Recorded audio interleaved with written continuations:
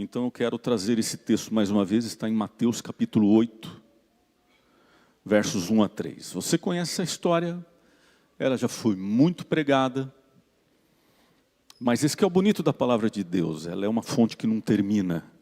E hoje nós vamos tirar outras lições para a nossa vida, baseados nesse texto aqui, Mateus capítulo 8, versos 1 a 3. São só 3 versos, diz assim. Quando Jesus desceu do monte, grandes multidões o seguiam. E eis que veio um leproso e o adorava, dizendo: Senhor, se quiseres, podes tornar-me limpo. Jesus, pois, estendendo a mão, tocou-o, dizendo: quero ser limpo. No mesmo instante, ficou purificado da sua lepra. Só isso. Você conhece a história. E eu quero analisar essa história hoje com você, mas quero contar ela de um jeito um pouco diferente. E eu quero que você comece a usar a sua criatividade comigo, ok?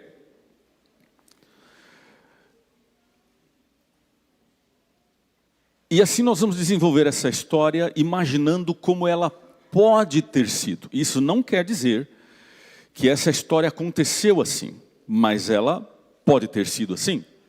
E assim nós vamos tirar lições para nós. O homem que é personagem dessa história, a Bíblia não fala o nome dele. Só fala, poucas informações, diz que ele morava na Palestina, mais especificamente em Jerusalém. E lembre-se que nessa época a vida era muito diferente do que a vida é hoje. Naquela época não haviam estradas asfaltadas, não havia carros, não haviam telefones, não havia muita coisa que nós temos hoje. A vida naquela época era muito diferente. O ar estava quente por causa do verão. Dava para ver a poeira que subia com dezenas de pessoas agitadas, passando pelas ruas, para cá e para lá. E o dia parecia que seria como um outro dia qualquer. Mas esse dia mudaria a vida desse homem para sempre. Deixa eu te dizer uma coisa a respeito desse homem. Todos os dias viam ele indo até o centro da cidade, carregando um grande saco nas costas, um saco cheio de pães. Ele era um padeiro. Ele fazia muitos pães, todos os dias, e levava até o mercado municipal, o mercado principal na cidade, e ele vendia esses pães, e assim ele sustentava sua esposa e 2 filhas. Eles moravam numa pequena cidade, numa pequena casa, ao lado oeste de Jerusalém, perto de um lugar, de um vale chamado Vale de Inom. O interessante é que esse vale, ele era usado como depósito de lixo. Todos os dias as pessoas lançavam ali cadáveres de pessoas que eram consideradas indignas, de indigentes, pessoas que morriam por doenças contagiosas, restos de animais e todo tipo de lixo e de imundície. E durante o dia, eles queimavam todo esse lixo com enxofre. E o fogo ficava ligado constantemente. Esse bairro que eles moravam não era um bairro muito bom. Algumas coisas incomodavam eles por morarem ali, como por exemplo, esse movimento intenso, todos os dias, de pessoas indo levar o lixo para jogar ali. Outra coisa que incomodava muito era esse cheiro do lixo queimando, um cheiro muito forte e muito horrível. Com a fumaça subia a fuligem das coisas que eram queimadas e a casa ficava constantemente suja, não dava para vencer ficar limpando a casa de tanta sujeira, de tanta fuligem. Mas era o que eles podiam pagar. Na verdade, ele nunca sonhou em ser um padeiro. E ele não era o único. No mercado que ele vendia os pães, haviam vários outros padeiros. Mas os seus clientes elogiavam os seus pães, diziam que eram os melhores pães da cidade.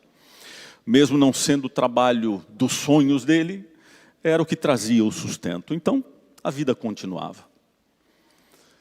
Todos os dias, enquanto ele estava no trabalho, amassando trigo, ele ficava pensando em sua casa, em sua pequena família.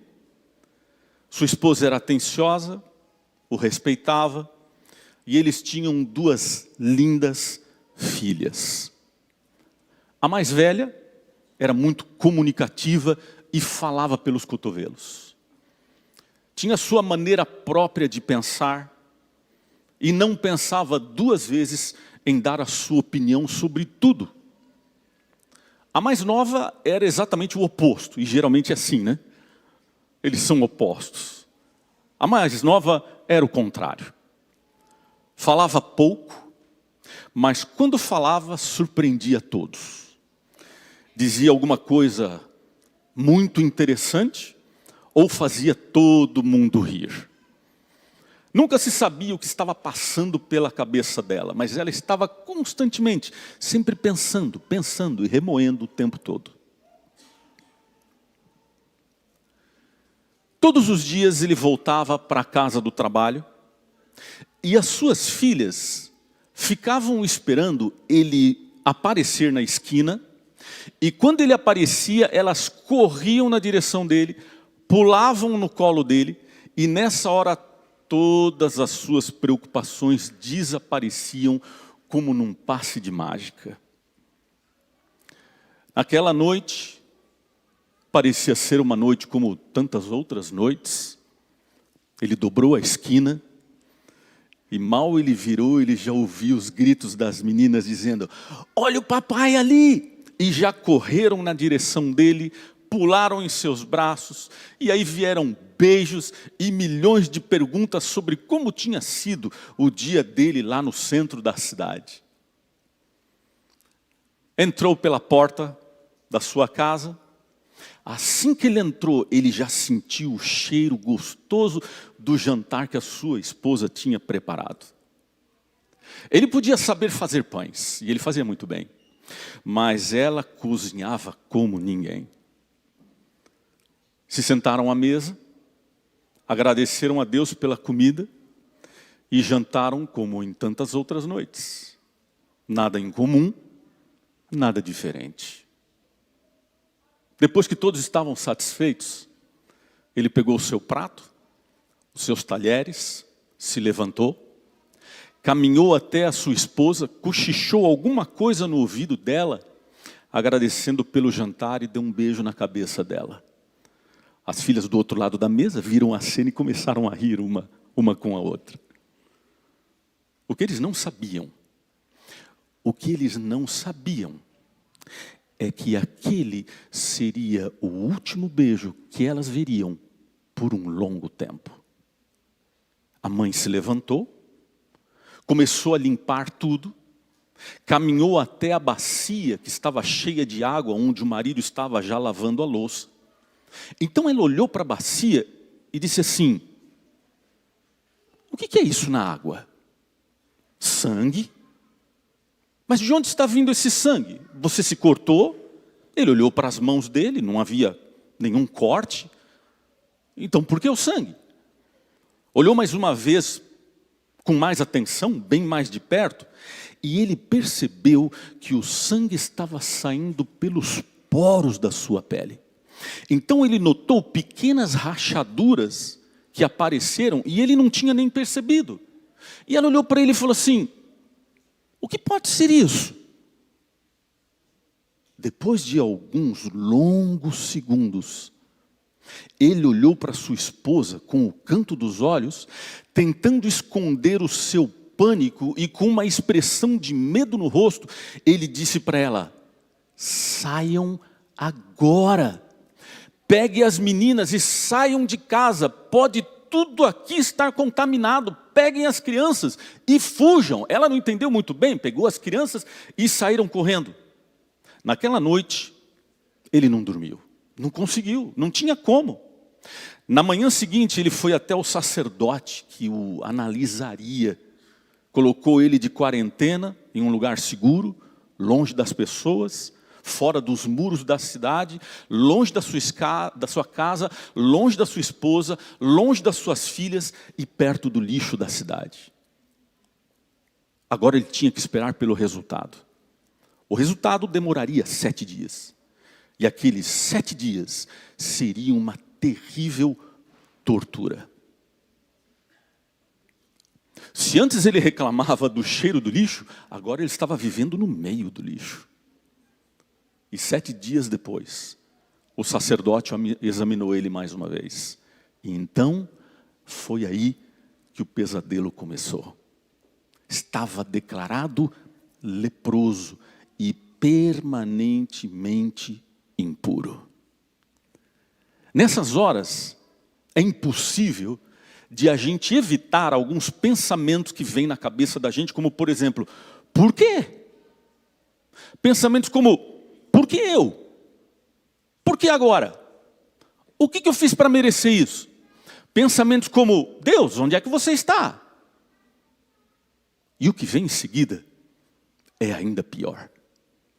Ele perdeu sua família, perdeu sua casa, seus amigos, sua religião, sua dignidade e a sua vida.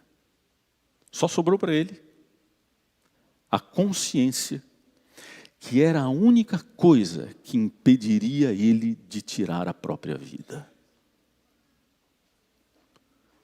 Suas roupas agora viraram trapos, que se sujaram no lixo. E nem mais os pães que ele fazia antes com uma certa obrigação, agora ele tinha mais para comer. Vivia dos restos que ele encontrava no lixo. A lepra é hoje conhecida como hanseníase ou mal de Hansen. É uma doença terrível, porque ela tira a sensibilidade nas extremidades do corpo. Se uma pessoa tem hanseníase, lepra, e ela coloca a mão sobre uma chapa quente, ela não sente a dor. Queima a mão e ela não sente a dor, porque a hanseníase, a lepra, ela tira a sensibilidade à dor nas extremidades do corpo. E naquela época, era pior ainda. Essa doença, na época dele, era conhecida como, abre aspas, o flagelo de Deus. Era muito mais do que uma doença física, era uma condição moral, era uma condição espiritual. Sabe por quê? Porque as pessoas acreditavam que a lepra era um castigo que Deus enviava sobre as pessoas que tinham praticado algum pecado muito grave, ou então pessoas que viviam uma vida de pecados escondidos. Por isso, quando as pessoas encontravam um leproso pelas ruas, não se tratava de uma pessoa que estava com uma doença apenas, mas de uma pessoa que tinha um problema moral e religioso para com Deus. E por isso, essa doença era conhecida como o castigo de Deus, a punição de Deus. E sabe o que é interessante? É que o terrível desse pensamento, ele perdura com a gente até hoje. O terrível desse pensamento é que é o seguinte, é que se essa pessoa que estava com lepra, ela realmente tivesse cometido algum pecado terrível, e por isso Deus estava punindo ela com essa doença, ela acabava entendendo que Deus era um Deus que não perdoava ninguém. Porque mesmo que essa pessoa tivesse essa doença, e ela tivesse cometido algum pecado, e ela pedisse perdão para Deus, a doença ainda continuava ali. Está entendendo? Então, mostrando para eles que mesmo que ele pedisse perdão, Deus não tinha perdoado, porque a doença permanecia. Se Deus colocou por causa de um pecado, eu pedi perdão e Deus não tirou a doença, Deus não perdoou. A lógica é simples. E se a pessoa não tivesse cometido nenhum pecado, então essa pessoa entrava numa tortura psicológica tentando descobrir o que é que ela tinha feito de tão terrível que Deus considerou o suficiente para pôr essa doença nela para o resto da vida. E aí o que acontecia? É que acabava que coisas simples acabavam sendo considerados como pecados terríveis, porque ela tentava descobrir o que foi que causou isso. Entenda uma coisa, entendendo esse pensamento, aí fica mais fácil entender o porquê naqueles tempos era tão difícil, presta atenção, era tão difícil conhecer ou entender um Deus que ama. Está entendendo? É por isso que para eles era tão estranho a ideia de conhecer um Deus que perdoa. É por isso que era tão complicado entender a realidade que existe um Deus que dá novas chances. E por isso, o que Jesus fazia naquela época, o que Jesus veio fazer, era tão estranho para a ideia de Deus que eles conheciam. E aí a gente entende hoje como é importante a imagem de Deus que você faz na sua cabeça, para a sua vida. Os leprosos deveriam sair da cidade, ficar do lado de fora da cidade, do lado de fora dos muros, e eles tinham a obrigação de ficar gritando que eram imundos ou impuros, para que dessa forma ninguém encostasse neles por engano e ninguém se tornasse imundo e impuros como eles também. Além do que, essa era uma doença altamente contagiosa. E a partir desse momento, esse passou a ser o estilo de vida daquele homem. E ele viveu assim por muitos anos, muitos anos. E eu tenho uma notícia boa e uma ruim. É interessante que quando a gente fala que tem uma notícia boa e uma ruim, as pessoas geralmente falam assim, então me manda ruim. Eu acho que assim, já vem a ruim, já detona de uma vez, o que vier depois é lucro, não é assim? A notícia ruim é que tudo que é bom um dia acaba. Isso é ruim, não é? Mas o bom é que a notícia boa é que tudo que é ruim um dia também acaba. E isso é bom.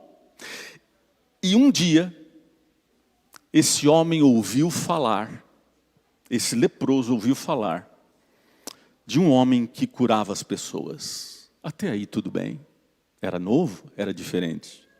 Ouviu falar de um homem que ressuscitava mortos. Uau, isso é mais difícil, hein? Dar a vida de volta. Um homem que curava cegos. Um homem que curava leprosos. Ah, interessante.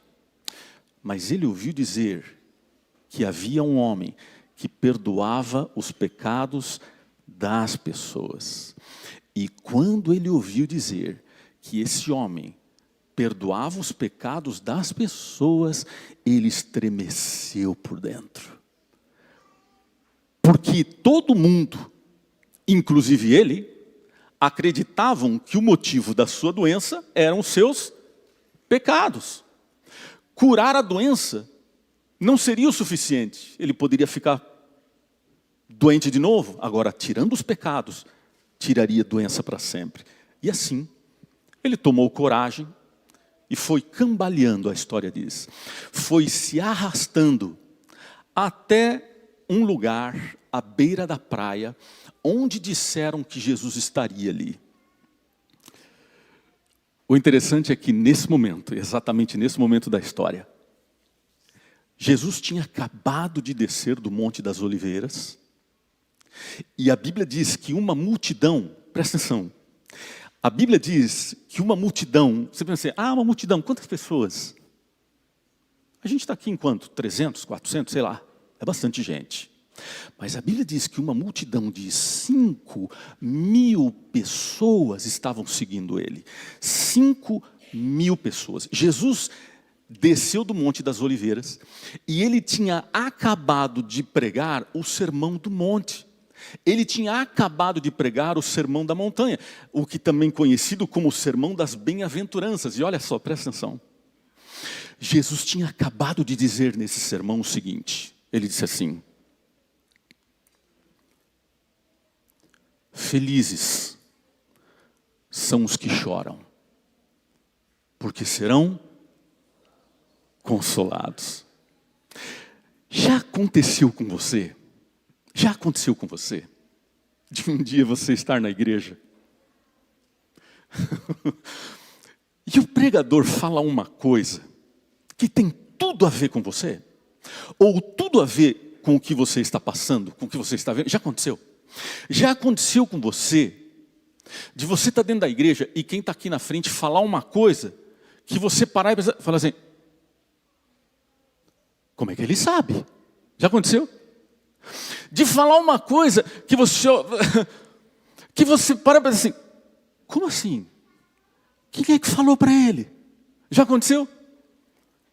Porque para esse homem, chorar era o que ele fazia todos os dias e ninguém via. Para ele, se lembrar da sua família, das suas filhas, da sua vida, não tinha como não chorar. E de repente ele... Felizes são os... Como assim? Ele mal teve tempo de acolher esse pensamento, essa situação.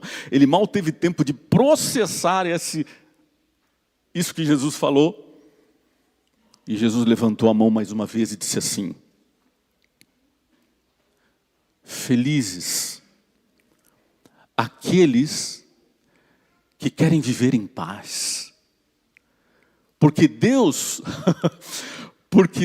vai tratar essas pessoas como seus filhos. Oh, isso era muito bom de ouvir. Porque naquele momento veio na imagem dele as suas filhas, esperando ele virar a esquina para vir correndo na direção dele e pular no colo dele. Isso era tudo o que ele queria. Isso era trazer a paz de volta. E eu pergunto para você, você precisa da paz de volta? Você precisa que Deus restitua a paz na sua vida?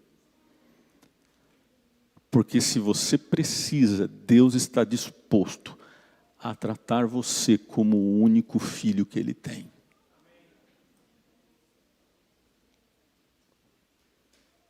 Ele tomou coragem,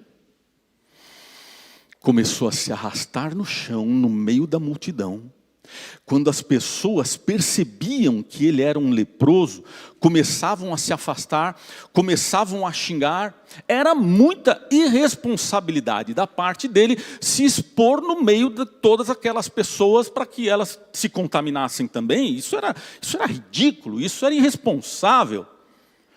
E de toda maneira as pessoas tentavam impedir ele de chegar perto de Jesus. E aqui tem um detalhe interessante. Aqui tem um detalhe que a gente precisa prestar atenção. Porque às vezes é exatamente isso que acontece. É justamente quando nós enfrentamos grandes lutas que algumas pessoas se afastam. Você sabe o que eu estou dizendo? Muitas vezes, nos momentos que nós mais precisamos de atenção, afeto, carinho, acolhimento, é o momento em que as pessoas viram as costas. E por muito tempo,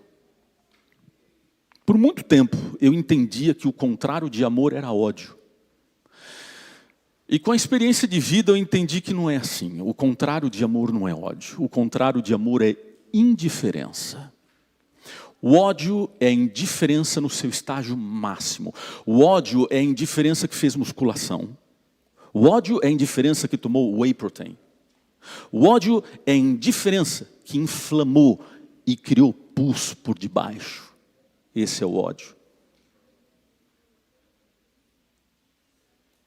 Se você quer que o amor de alguém por você esfrie, é muito simples. Vou dar receita para você. Não faça nada por ela. Não diga nada de positivo sobre ela ou para ela. Não elogie, não abrace. Faça como se a pessoa não existisse. E fica tranquilo, porque o tempo vai cuidar do resto. Essa ideia ela é muito bem explicada na diferença entre cachorros e gatos. Deixa eu fazer uma pesquisa aqui. Presta atenção. Levanta a mão. Todo mundo que tem cachorro em casa. Levanta a mão e fica com a mão levantada. Levanta a mão, bem alto, para todo mundo ver. Dá uma olhada na quantidade, ok? Não vamos contar. Dá uma olhada na quantidade. Pode baixar. Levanta a mão, só quem tem gatos em casa. Levanta a mão. O que é mais? É sempre assim. É sempre assim. Sempre quem tem cachorro são mais pessoas do que quem tem gatos. Sempre assim. Sempre assim. Vixe, tá bom. Boa curiosidade. Gente, aí vocês, aí fala sério. Quem tem mais de um gato em casa? Levanta a mão. Amém, amém, amém. Está tudo sob controle. Poderia ser pior. Porque se você tem cachorro, você vai entender o que eu vou dizer agora, tá? Seguinte, você tem cachorro em casa. E você precisa sair para ir no mercado. Você vai no mercado. O mercado é do lado da sua casa. Vai 5 minutos. 5 minutos. Você vai no mercado. Quando você volta, me disse não é assim. O seu cachorro vai estar ali na porta esperando você voltar, feliz da vida, abanando o rabo, desesperado, com o coração batendo, e ele vai estar, como ele está dizendo assim, por que você demorou tanto? Eu não vi a hora de você voltar, finalmente você chegou. Ele vai estar, se você pegar ele no colo, você vai perceber o batimento cardíaco dele, tum, tum, tum, tum, tum, tum. Aí ele vai acostumando com você, aí vai diminuindo, vai acalmando, ele volta ao normal. Não é assim? Não é assim? Aí você lembra assim, esqueci de ir na farmácia. Aí você sai para ir na farmácia. A farmácia é do outro lado da sua casa. Você demora 5 minutos. Quando você volta, ele vai estar na porta, te esperando do mesmo jeito que a primeira vez. Feliz, abanando o rabo, alegre, diz assim, uma vez não era suficiente, você tem que me abandonar 2. Você ficou essa eternidade, olha, 5 minutos longe de mim. E ele naquele desespero, você pega o coração dele, está batendo, você segura, aí vai acalmando.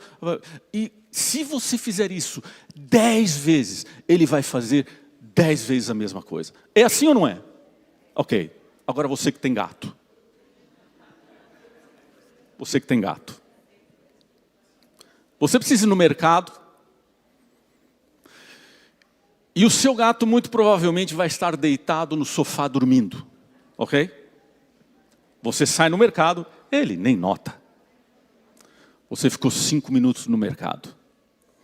Quando você volta, se o seu gato for um gato assim, muito agitado, um gato com TDAH, ele ainda vai estar deitado no sofá.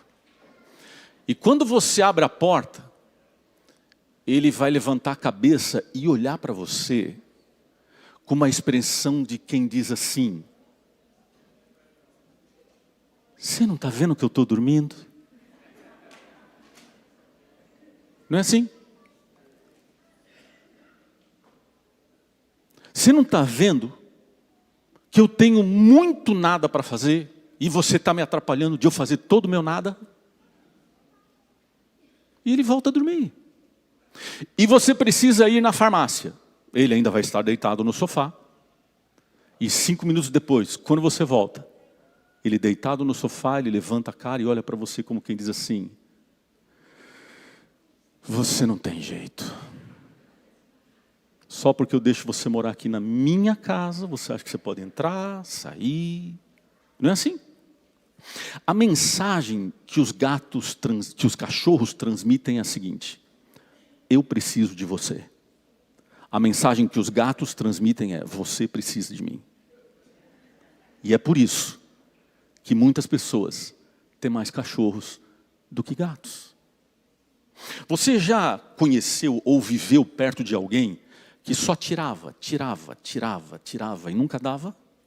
Você já viveu perto de pessoas que o mundo precisa estar centralizado nelas e que qualquer coisa que você fale, ela vai dar um jeito de puxar a história para que ela seja o centro da história? Você já viveu perto de pessoas assim? Ninguém gosta de ver pessoas assim. Um dia minha filha era pequena e ela perguntou assim para mim, pai, lá no céu vai ter gatos? E quando criança vem com essas perguntas, a gente fica esperto, né? Eu parei, pensei, tentei entender a intenção dela e falei assim, vai sim, filha, lá no céu vai ter gatos. Aí houve um silêncio, ela estava pensando. Aí ela falou assim, pai, posso ter um gato? Eu falei, pode. Ela regalou os olhos e falou assim, posso? Eu falei, pode ter quantos você quiser. Sério? Sério? Lá no céu você pode ter um monte.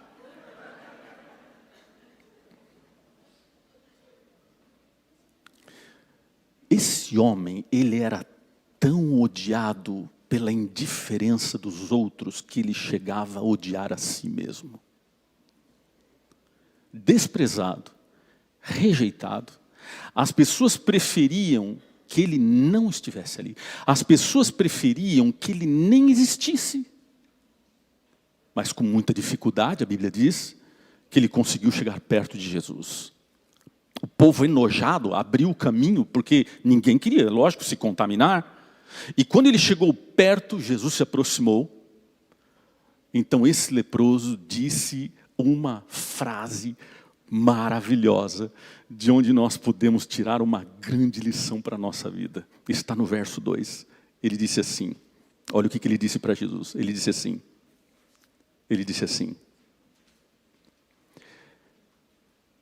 se quiseres, Senhor, pode me purificar. Uou. Você não está entendendo isso aqui. Você não está entendendo isso aqui. Para tudo. A gente precisa entender isso aqui. Olha o jeito como a frase começou. Ele disse assim, se o Senhor quiser. Uau, para tudo. Para tudo, a gente tem que ver isso aqui. Para tudo. Deixa eu perguntar uma coisa para você. Você acha que aquele homem queria ser curado? Sim ou não? Você acha que ele queria muito, mais ou menos, um pouquinho? O que você acha? Vamos pensar assim. Eu sei que você enfrenta problemas. Eu não sei quais são, mas eu sei que você enfrenta. Eu também enfrento muitos problemas. Eu sei que você enfrenta problemas na sua vida. E não é fácil. Não é fácil. Mas você acha que a sua situação é pior do que a dele? Eu sei. Veja. Eu sei que tem pessoas aqui na igreja que já enfrentaram, estão enfrentando ou vão enfrentar doenças muito terríveis. E isso é muito ruim. Isso é muito triste. Mas você tem o privilégio de estar aqui.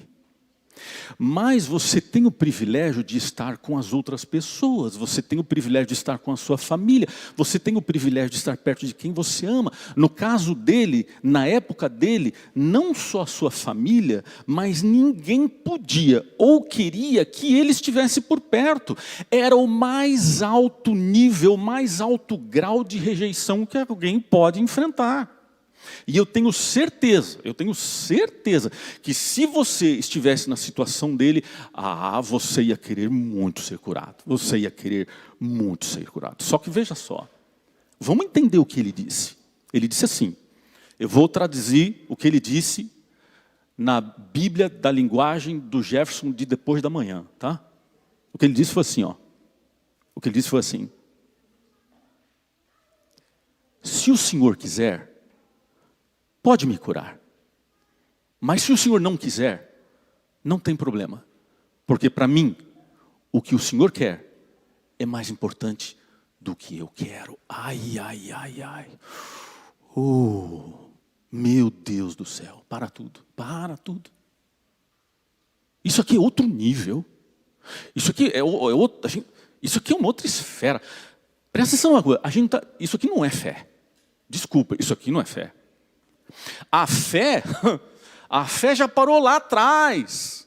A fé já falou, quero descer aqui nesse ponto, daqui desisto, perdeu o Playboy. Não sei. A fé parou quando ele acreditou e disse assim, ele pode me curar. Até aí é fé.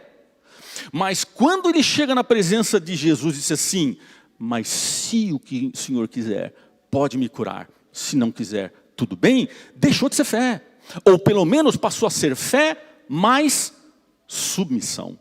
Uau! Isso é outro nível.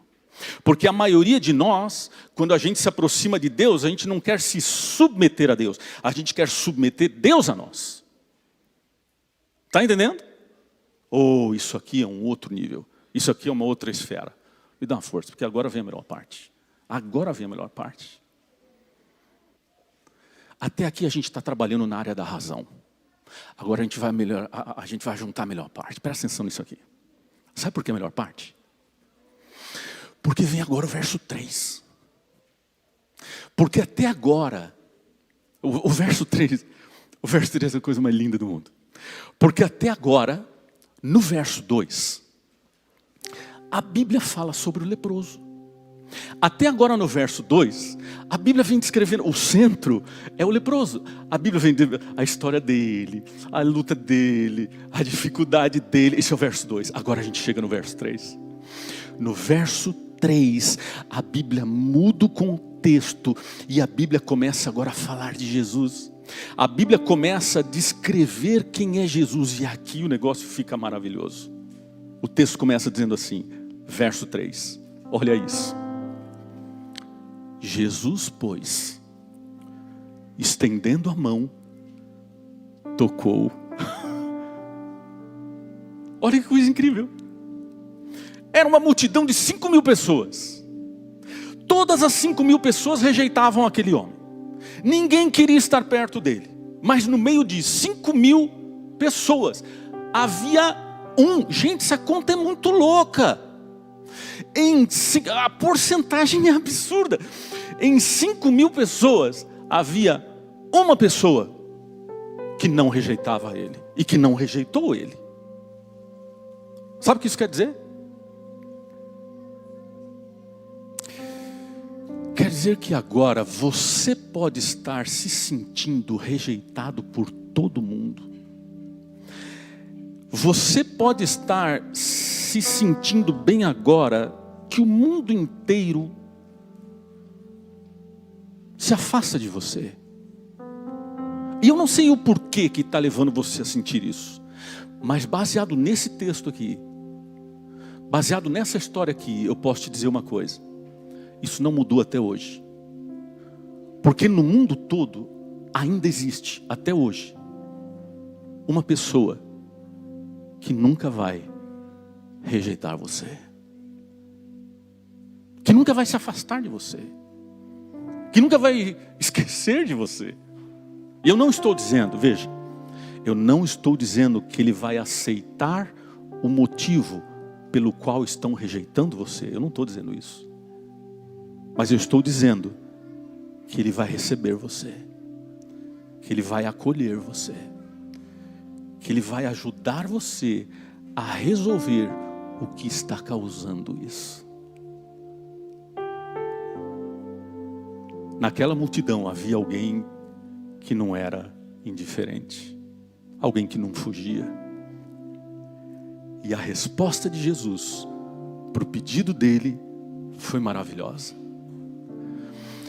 Porque a resposta de Jesus começa dizendo assim, duas palavras. A resposta dele começa dizendo assim, olha que legal. A resposta dele começa dizendo assim, eu quero. A resposta de Jesus começa dizendo assim, eu quero. E olha como é maravilhoso quando o que a gente quer coincide com o que Deus quer. Como é maravilhoso quando os nossos planos coincidem com os planos de Deus. E segundo a descrição do texto, a gente percebe que Jesus disse a frase eu quero enquanto estendia sua mão para tocar nele. Ou seja, as duas coisas aconteceram ao mesmo tempo. Jesus não disse eu quero e aí tocou nele. E também Jesus não tocou nele e disse assim eu quero. Não, o texto diz que enquanto Jesus falava, ele disse, eu quero, e tocou nele. Sabe o que isso quer dizer? Sabe o que isso quer dizer? Que um cristianismo equilibrado é formado por essas duas coisas acontecendo ao mesmo tempo. É o falar e o fazer. Você faz o que fala e fala o que você faz. Não existe cristianismo quando você fala e não faz o que fala. E também não existe cristianismo quando você faz e também não fala. Porque é parte do cristianismo falar de Deus para os outros. É falar e fazer. E então a Bíblia diz que Jesus tocou nele. Sabe o que é interessante? É que ninguém tocava nele há muito tempo. A última vez que ele sentiu o toque de alguém foi quando ele beijou a sua esposa, pela última vez, lá antes da reclusão. Ele nem lembrava como é bom um abraço. Porque o abraço é um momento em que o coração de duas pessoas estão o mais próximo possível. E quando Jesus chegou e tocou nele, muito provavelmente, a multidão deve ter dito assim: não, não faz isso, não toca nele, porque senão você vai ficar impuro também. Olha que incrível. Eles ainda não tinham entendido que quando Jesus toca no leproso, não é Jesus quem fica impuro, é o impuro que fica puro. Porque na realidade humana, quando o impuro toca o puro, é o puro que se torna impuro. Mas na realidade divina, quando o impuro encontra o que é puro, é o impuro que se torna puro. Na realidade divina, quando a morte encontra a vida, é a vida que prevalece. Na realidade divina, quando o desespero encontra a esperança, é a esperança que ganha. Quando o pecado encontra a santidade, é a santidade que permanece. E é por isso que a Bíblia diz assim para você: ei filho, presta atenção aqui, vai lá no meio das trevas, pode ir. Porque quando você que é luz, estiver lá no meio das trevas, da escuridão, é a luz que vai vencer. E é por causa disso que no verso 3, o resultado da Bíblia diz assim: imediatamente, ele ficou curado da sua lepra. Porque quando uma doença encontra Jesus, é Jesus quem vence. E o milagre foi instantâneo. As cascas e as feridas da pele sumiram na hora. E Jesus deu para ele uma pele de bebê. Porque Jesus não só cura, ele transforma, ele restaura. Restaurou sua pele, restaurou sua saúde, restaurou sua casa, sua família, sua dignidade e a sua vida. Teve uma vez que eu fui convidado para falar num lugar muito diferente, pelo menos para mim era na época. Me convidaram uma vez para passar uma lição, para estudar uma lição numa classe. E o que era diferente nessa classe é que era uma feita de pessoas com necessidades especiais. Então tinham ali pessoas, não era um grupo muito grande, mas tinham pessoas ali que eram pessoas cegas, tinham pessoas surdas, aí para os surdos tinha gente fazendo a tradução e tal. Tinha pessoas ali, cadeira de rodas, são pessoas que se identificavam por algumas necessidades especiais. E eu lembro que naquele sábado de manhã eu fui para lá, nós estudamos juntos e foi um momento bem gostoso que a gente passou ali, conheci eles e tal. E vocês sabem que as pessoas que enfrentam esses desafios que muitos de nós não enfrentam, essas pessoas elas se tornam muito mais sensíveis do que nós, né? Elas se tornam mais, elas se tornam mais sensíveis, acho que essa é a palavra. Eu estava com eles ali, ficamos um momento, conversamos e tal, e quando terminou o nosso encontro, a nossa reunião ali, estava saindo, me agradeceram, fiz uma oração, terminou. Veio uma senhora na minha direção e ela estava de óculos escuro. E aí eu, na minha ignorância, entendi. É cega. E ela veio na minha direção. Falou assim: olha, muito prazer, tudo bem, queria te conhecer. Tá bom, eu sou daqui, sou de lá. A gente conversou alguns minutos ali. E aí no momento ela olhou para mim e falou assim: posso ler seu rosto? Na época eu não entendia o que era aquilo. Eu falei: o que é ler meu rosto? Mas entendi, a gente está dentro da igreja, bater ela não vai. Está todo mundo vendo aqui. Eu acho que não deve ser uma coisa ruim nem errada. Eu falei: pode. Aí ela veio com a ponta dos dedos e ela veio tocando o meu rosto, bem devagarinho assim. E eu olhando para ela. Ela tocando o meu rosto. Aí ela deu um sorriso assim. Eu não falei, mas pensei assim: vai zoar com o meu nariz. Aí eu não falei nada, fiquei esperando. Aí ela deu um sorriso e falou assim: ah, você parece muito com o meu filho. Eu falei: a senhora tem filho? Assim, quer conhecer minha história? Eu falei: adoraria. Ela falou assim: olha, o nome dela era Rita. Ela falou assim: olha, eu nasci cega. Eu nasci cega. As pessoas falam assim: ah, o azul do mar, o azul do céu. Eu não sei nem o que é mar. Quanto mais azul, eu nunca vi nada, eu nasci cega. E quando eu cresci, eu conheci um homem cego. E nós nos apaixonamos. Acho que foi essa primeira versão do Love is Blind. E a gente se conheceu, nós nos apaixonamos e nos casamos. E nós tivemos um filho. E o nosso filho não era cego. E eu achando muito interessante aquela história. E ela foi contando. E ela falou assim: o meu filho era adolescente, um jovem, 17, 18 anos. E ele morava em São Paulo, e eles passaram um fim de semana no litoral paulista, em Santos. E naquela época, só existia uma estrada que depois a gente chamava de Estrada Velha. Era uma estrada cheia de curvas, cheia de viadutos e pontes. E ela contando para mim, disse assim: eles foram, e quando eles estavam voltando no domingo, o rapaz estava dirigindo, perdeu o controle do carro, o carro caiu numa pirambeira, morreram os 4. E o meu filho também. E ela contando a história dela, e eu sozinho na minha casa, falei: caramba. E ouvindo a história dela, aí ela disse assim: sabe o que eu sou muito feliz? Para mim, feliz com o que ela estava descrevendo não fazia o mínimo sentido. Ela falou assim: eu sou muito feliz porque Deus me deu um privilégio que Ele deu para pouquíssimas pessoas. Eu falei assim: privilégio também não combina com essa frase. Ela falou assim: Deus me deu o privilégio de a primeira coisa que eu ver no mundo vai ser os anjos voltando nas nuvens.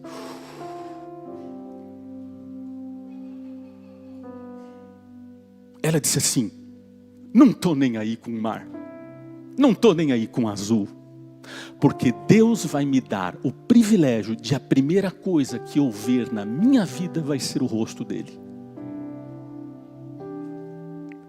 Enquanto ela falava essas coisas, eu pensava: cara, eu nunca tinha pensado nisso. E eu não tinha como olhar para mim e falar assim: cara, você é um tonto, você é um idiota. Porque a sua vida é tão confortável, você não tem nenhuma luta do que ela tem, você não passou nada por cento do que essa mulher passou, e você reclama, enquanto ela está aqui na sua frente agradecendo o privilégio que Deus deu para ela. Você é um idiota. Eu não tive como pensar assim: cara, era uma mulher que você cruza, você nem sabe o que passou. Quantas pessoas têm histórias que a gente nunca vai saber, e lá no céu a gente vai ouvir falar: nossa, sério que eu me prendi àqueles meus probleminhas?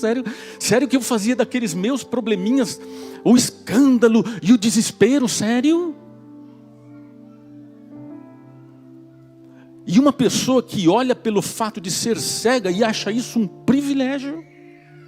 Não, isso é um outro nível, isso é uma outra esfera, isso não te pertence. É alguém que passou da fé. A fé ficou lá atrás, a fé falou: perdi. Passou a ser submissão, passou a ser alguma coisa que sai dos poros, entende? E eu olhei para mim e falei assim: cara, como diz numa região no Brasil, tome tento, rapaz. Tome tento. E eu quero perguntar uma coisa para você hoje de manhã. Você quer restaurar a paz na sua vida? Você precisa que Deus restaure a paz na sua vida? Porque se você quer, Deus está disposto a tratar você como o filho único dele. Você quer isso? Quer isso mesmo? Quanto você quer isso? Um pouco? Mais ou menos? Ou muito? Então eu quero orar por você. Quero orar por mim, porque eu também quero. Quero orar por você para dizer assim: Senhor, será que a gente precisa ser levado para o lixo para entender isso? Será que a gente precisa perder o que a gente tem para entender o quanto vale?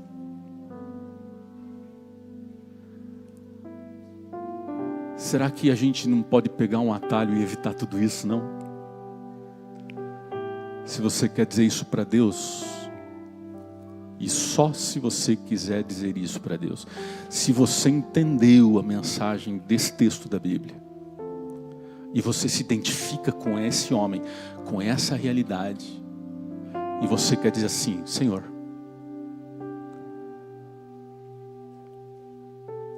mesmo que o mundo inteiro esteja me rejeitando, me recebe, me aceita, me acolhe, me abraça, me ouve e me ajuda. Quer dizer isso? Então fique em pé, só se você quiser, e eu vou orar com você.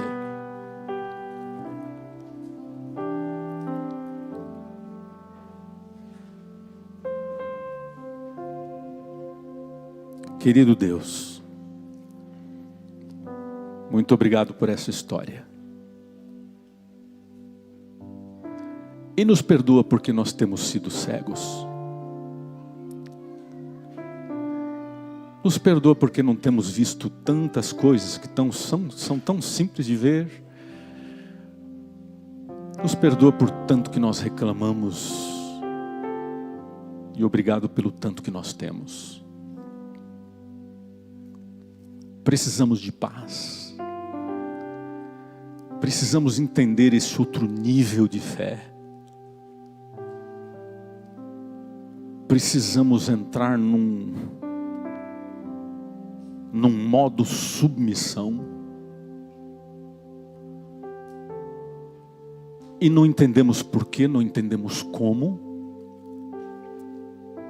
Mas sabemos que aquilo que a gente não sabe, que a gente não conhece, o que a gente não consegue, o Senhor completa. E nesse momento queremos colocar a nossa vida. O Senhor está vendo essas pessoas em pé. Eu não sei a luta delas, eu sei as minhas.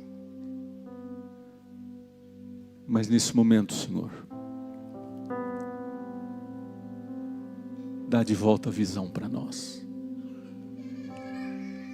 Permita a gente ver o que só a fé vê. Permita a gente filtrar e entender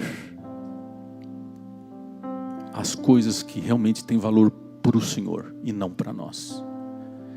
Muitas vezes a gente se preocupa com coisas que o Senhor não está nem aí. E a gente não se preocupa com coisas que o Senhor está tão preocupado. Invertemos os valores, enganamos a nós mesmos. Senhor, isso é um outro nível. É um outro videogame. Queremos que o Senhor assuma o controle. Tira a gente do lixo e restaura a paz. No nome de Jesus te pedimos. Amém.